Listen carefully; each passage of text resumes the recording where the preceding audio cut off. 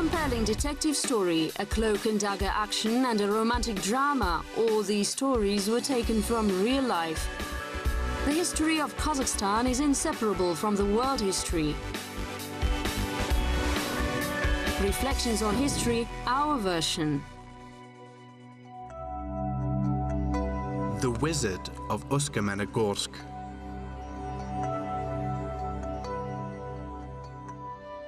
There are windows facing the wide boulevards. The photos on the wall are from Moscow too. There are books and diaries.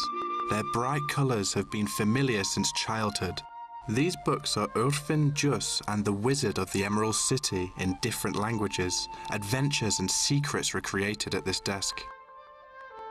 I don't think he became an adult until the end of his life. He always was a grown-up child. These books are so good because he was a child himself. I grew up in Rudny Altai. Snowy mountains, clean rivers, and the mighty taiga were mine. They always will be a part of me. The Altai makes me stronger. The writer always added it inspired him and made him stronger. It is a story about Alexander Volkov and his road paved with yellow bricks. This road started in Ust Kamenogorsk. Even now, there are a lot of things we cannot understand about the Altai area. It still has very many secrets. I think that the nature, Ust Kamenogorsk, and grandmother's fairy tales played a big part in it. Volkov was born and worked here as a teacher. Chapter 1: The Emerald Country of Childhood. There is a special dim light with reduced ultraviolet emission and free air circulation. Although the history looks impressive and has considerable weight, it is a fragile matter. Alexander Volkov was born on June 2nd, 1891 in Ust Kamenogorsk. There is a record of it in the register. The record is here. His parents are non-commissioned officers, Milenti Volkov and his wife Salomea. По документам XIX века прибавляется не. Instead of 13 days, 12 days are added to the 19th century documents to synchronize a date with the current time. Thus, Volkov was born on the 14th of June, 1891. 1891 года современного летоисчисления. There were written evidences he remembered from childhood. He narrated them himself. They included stories about rampant trips to the barracks to see his father and healthy, hearty cabbage soup with meat and black bread. Their family was not rich. His father received a salary and his mother sewed soldiers' shirts. He fished in the Irtysh River and listened to fairy tales at long winter evenings. There were treasures in the dark caves of the Altai Mountains, a vortex which could be stopped with a spell and a live haycock. I'm so sorry that I did not try writing down mother's stories, Volkov wrote. Those who were exiled from Central Russia arrived in Siberia as old believers, and they lived like old believers did. I know that my great-grandfather was very stern.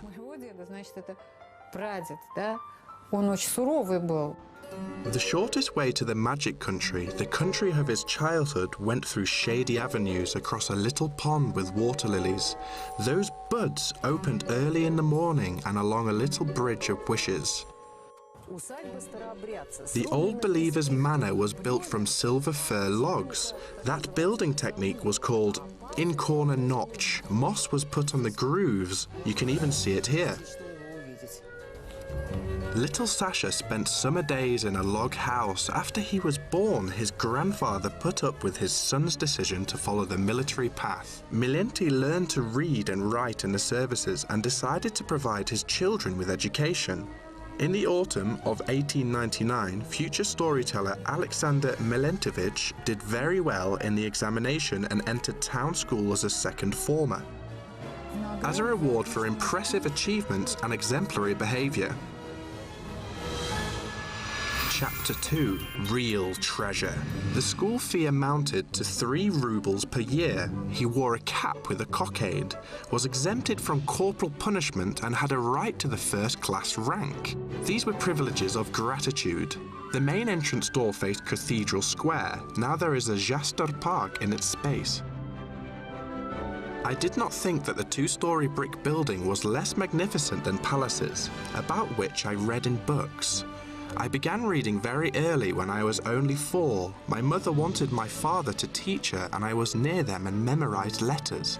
I cannot imagine my childhood without a book, the writer recalled.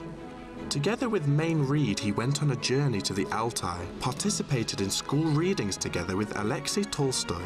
He conveyed his love for reading to his favorite book character, Strashila, too. Books were considered real treasures in the Magic Country. There wasn't many of them, but the ruler of the Emerald City read them with passion. In your opinion, which characters created by your grandfather resembled him most of all? I think it was Strashila, probably. A part of him was in every character. I can't say that only one character resembled him. I think if we gather all of them together, we will be able to create somebody vaguely resembling him. Books were a consolation for him. He was far away from his family during the last 2 years at school because his relatives had moved to a distant village. Books helped him to survive. He got his first job as a bookbinder. He had learned to do this job in childhood. Books encouraged 12-year-old Sasha to write his first adventure novel, or his first chapter to be exact. A book and the atmosphere around inspired him. I clearly imagine Major Likharev and his little squad disembarking on the bank of the Irtysh River 250 years ago. Waves were quietly breaking on the steep clay bank, and the primordial silence was reigning around. I remember this scene very well because I had a dream about it. I have writer's dreams which are very vivid and bright, and I never forget them. I think nature influenced him in this way. There are 2 mighty rivers, majestic mountains, and beautiful trees here.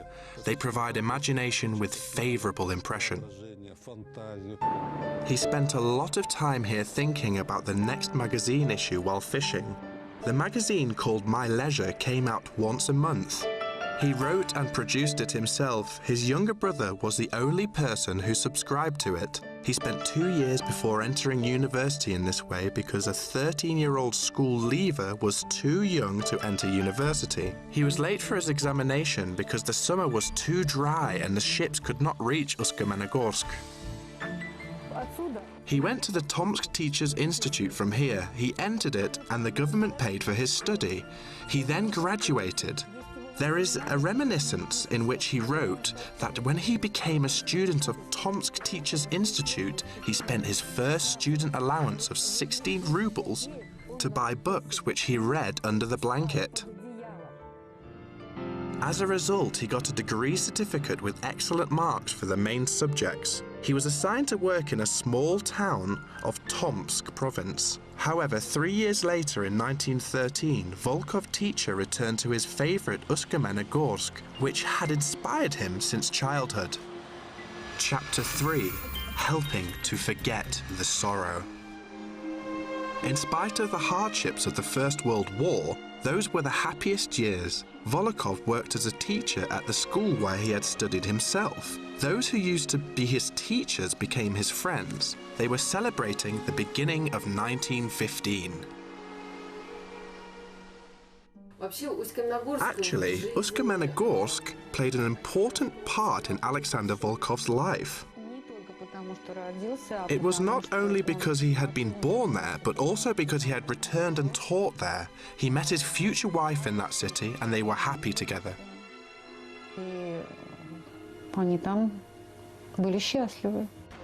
The People's House is one of the most beautiful buildings in Ust Kamenogorsk.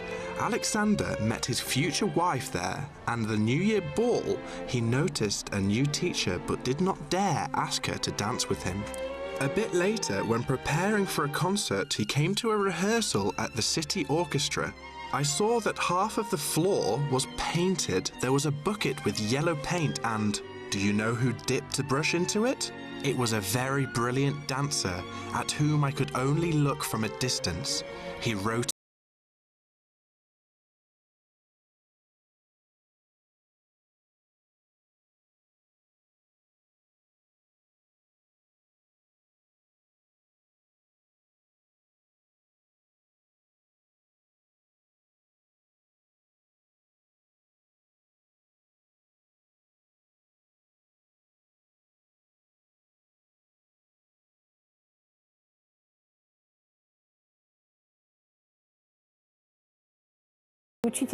Here he taught Russian language and literature, mathematics, physics, and many other subjects. They called their first son Vivian, and when the other son was born, they gave him another exotic name, Romuald. Volkov was the secretary of the Council of Workers and Soldiers' Deputies. He resumed writing poems, plays, about the revolutionary topic of the day. The teacher's income depreciated and private tutors preferred to be paid with honey and butter for the lessons they gave. His wife knitted stockings to eke out a living and did her best to support his desire to write. People's memories are merciful. First you feel sad and sorrowful, but then oblivion will help you. It will cover the past with a haze and you will remember it as a vague dream or old fairy tale. Hope helps to forget sorrow.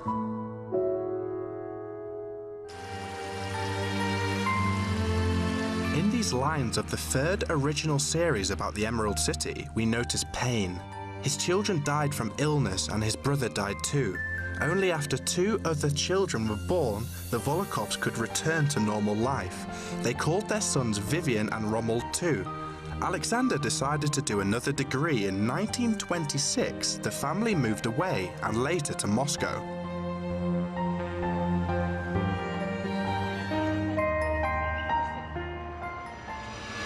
Epilogue. Return to the magic country. In childhood, magical stories about Ust Kamenogorsk were in his inspiration. There was gold rushes, treasures, and ancient people who left unfathomable mounds. The fairy tale lived in his heart for a very long time. Здравствуйте, товарищ Волков.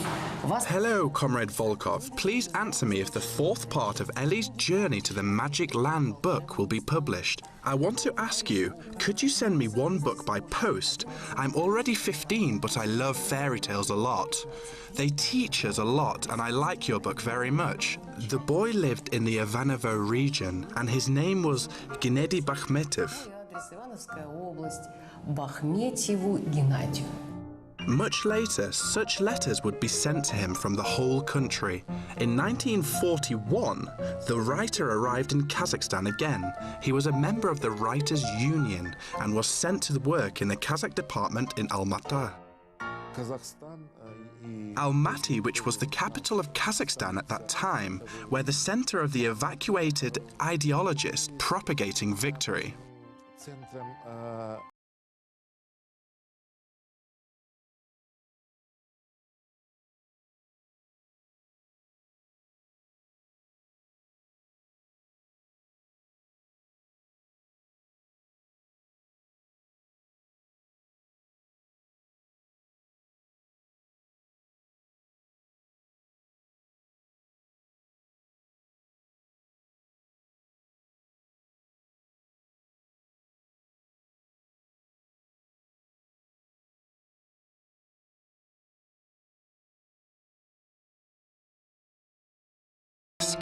However, in the same year, the Cold War started and closed the Iron Curtain, so American fairy tales were prohibited.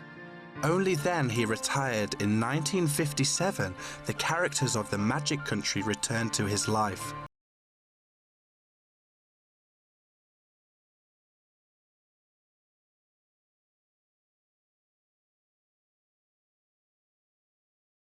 Loved, I was the happiest person. Intellect cannot make a person happy.